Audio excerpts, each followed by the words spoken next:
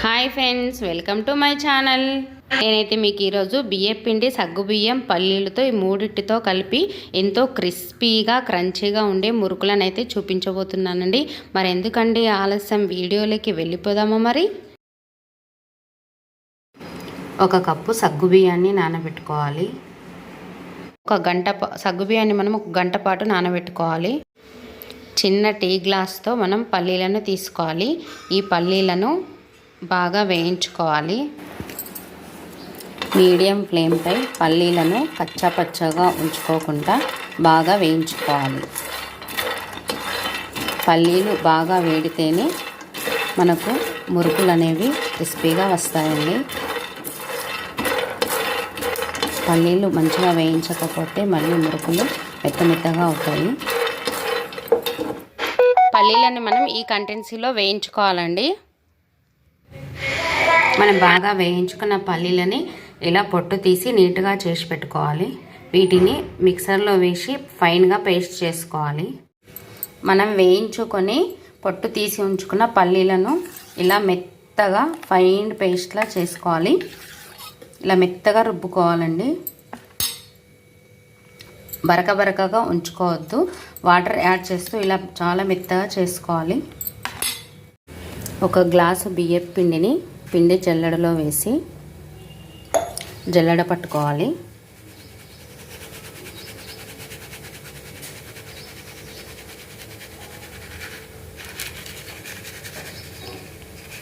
పిండిని ఎప్పుడైనా మనం మురుకులు చేసేటప్పుడు జల్లించే తీసుకోవాలండి. ఒక స్పూను కారం, తగినంత ఉప్పు వేసుకోవాలి. ఒక టీ స్పూన్ ఓమని ఇలా పచ్చాగా నలిపి వేసుకోవాలి. నువ్వులని యాడ్ చేసుకోవాలి. నువ్వులు కొంచెం ఎక్కువగా వేసుకుంటే టేస్ట్ చాలా బాగా వస్తాయండి. నానబెట్టిన సగ్గుబియ్యాన్ని కలుపుకోవాలి. మనం మిక్సీ పట్టుకున్న పల్లి మిశ్రమాన్ని కూడా ఇందులో కలిపేసుకోవాలి. నాకు కొంచెం ఇది పలసగా అయిందండి.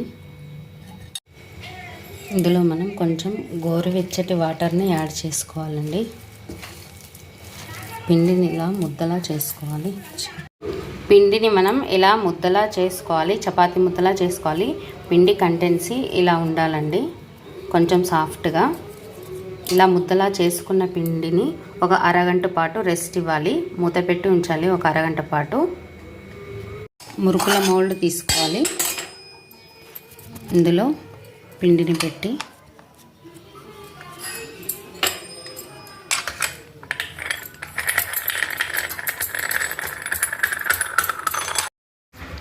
స్టవ్ ఆన్ చేసి కడాయిలో నూనె పోసుకొని మంటని నూనె వేడెక్కేంత వరకు హై ఫ్లేమ్లో పెట్టి ఆయిల్ వేడెక్కేంత వరకు మంటని హై ఫ్లేమ్లోనే ఉంచాలండి. తర్వాత మీడియం ఫ్లేమ్లోకి చేసుకోవాలి. నేను డైరెక్ట్గా మురుకుల్ని బాండ్లీలోనే ఒత్తుకుంటున్నానండి. మనం ప్లేట్లో ఒత్తుకున్నాక కూడా మురుకుల్ని ఆయిల్లో వేసుకోవచ్చండి.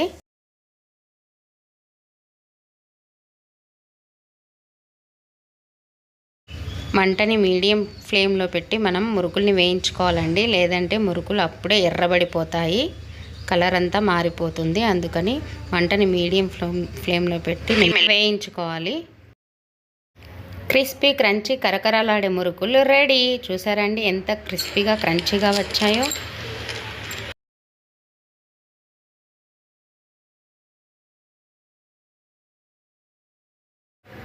రాగి జావతో పాటు మురుకులైతే రెడీ అయిపోయాయండి. చూశారు కదండి క్రిస్పీ క్రంచీ సగ్గుబియ్యం మురుకుల్ని. మీకు గనక నచ్చినట్టయితే లైక్ చేయండి, షేర్ చేయండి, మరియు నా ఛానల్ని సబ్స్క్రైబ్ చేసుకోండి. Bye friends.